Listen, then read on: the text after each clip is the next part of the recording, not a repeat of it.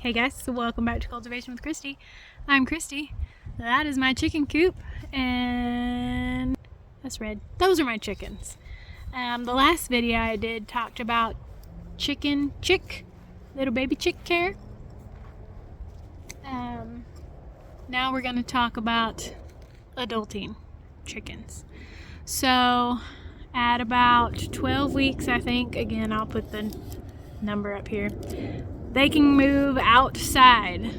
As long as they are fully feathered, they can come outside in their brand new coop. However, you need to make sure the coop is ready for them.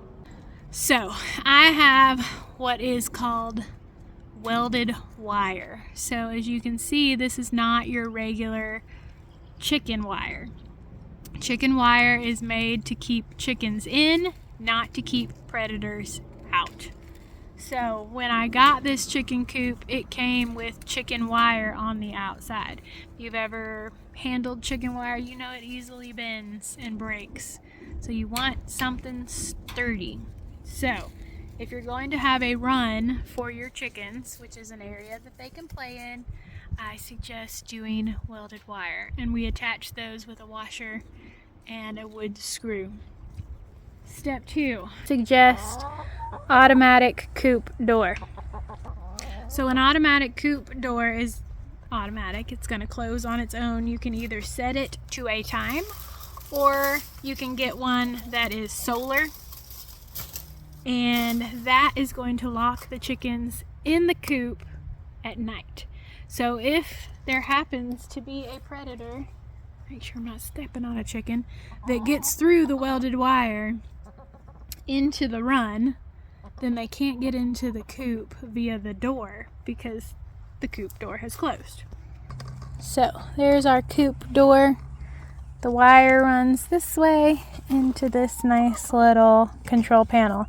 I have the Omelette brand. It's a little more expensive, but apparently it works very well, and it has. As you can see, I've had this door a year, and my battery's only at 80%. So you can set the closing time and the opening time. The chickens will teach, well, you kind of got to teach them how to go in and out of the coop. These little terrorists. You see this? Hey! That's my Columbine. Get out of there. Terrorists. Be forewarned, if you have them free range, they will tear up all the things. Anyway, what was I saying? Oh yeah, set the coop door timer a little after sunset. Once you have the timer set, you'll want to come out for at least the first week and make sure they get in the coop. They're probably not going to know that that's home, so you'll have to come out and put them in the coop every night. That was a hassle, I will tell you. We had to pick them up from the run, bring them around because the automatic coop door is closed, and put them in the back. If you don't handle your chickens, they're going to fight you and it's going to be terrible. But after a week, they'll know that this is home and they'll go up by themselves. As long as you have the timer set right, they'll go in there and the door will close. Next thing, I put a latch on my coop back door. So this is, yes, they have curtains, don't judge. This is where they lay. This is their laying boxes. So I put 2 in here.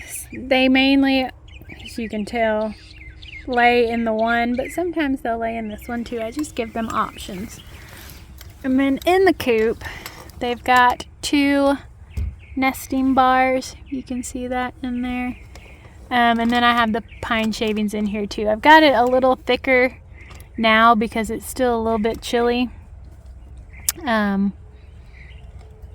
it's still pine shavings. And then as you can see, I got a little ventilation gap. Not really intentional, but it works on the other side. So this is if a raccoon is a muscle man and can lift this up, because it's pretty heavy, then they won't be able to because of the lock. So now my door is secure. Something else to consider. If you have chickens, you're gonna have pests. So like I said, raccoons will get in the coop and try to steal your eggs. Mice, rats, you see we probably have one, will dig underneath to get the food. And also, if you have your coop on the ground, so as you can see here, this particular coop is off the ground, but if you get one from like Tractor Supply or something and it just sits on the ground, you may or may not end up with a snake problem. So snakes also like chicken eggs, and they can hide up under the coop and come and get your eggs. This coop is mobile, so it has the wheels on it. We move it around the yard. In the winter we parked it and put sand underneath it because there wasn't any grass for them to eat. Something else to consider. Do you want to mess up one area in your yard and potentially be very stinky because the flies are a real issue in the summer? Or do you want to move it around and fertilize your yard?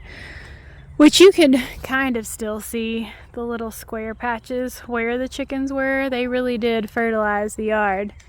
Then we don't have to let them free range either. We can keep them in the coop and they'll get bugs and grass and all that from just moving them around. Another pest you'll have to worry about is hawks.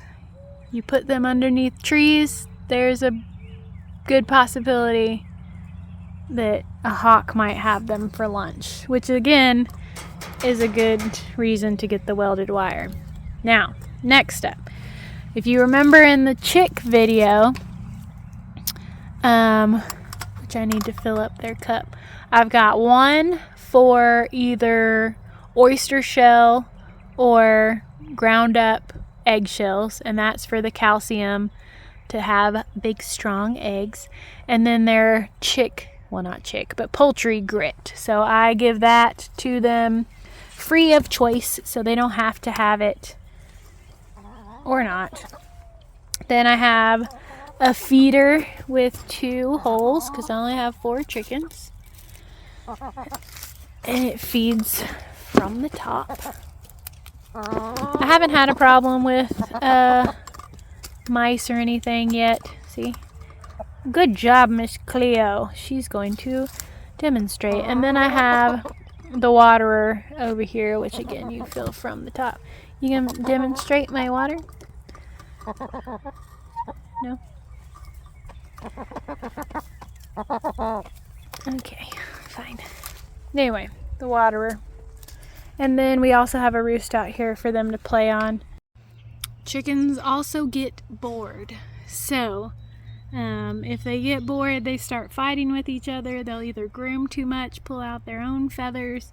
So you want to keep them entertained, either by free ranging, where they just come out and peck around for a little bit, or they sell treats and stuff like that, the solid blocks that'll take them a while. You can freeze treats in there and all the things. They do eat scraps.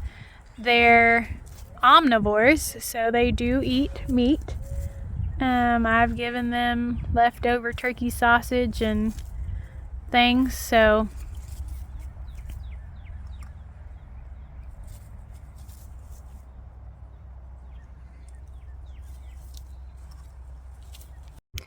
that's basic chicken tender in a nutshell.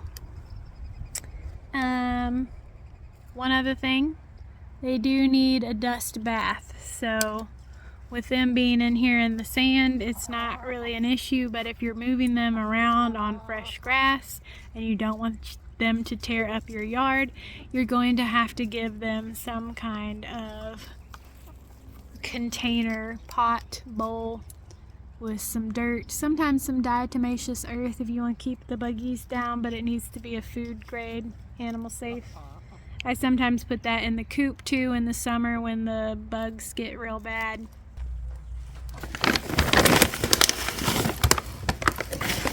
You already know. This is how you get chickens back inside the coop.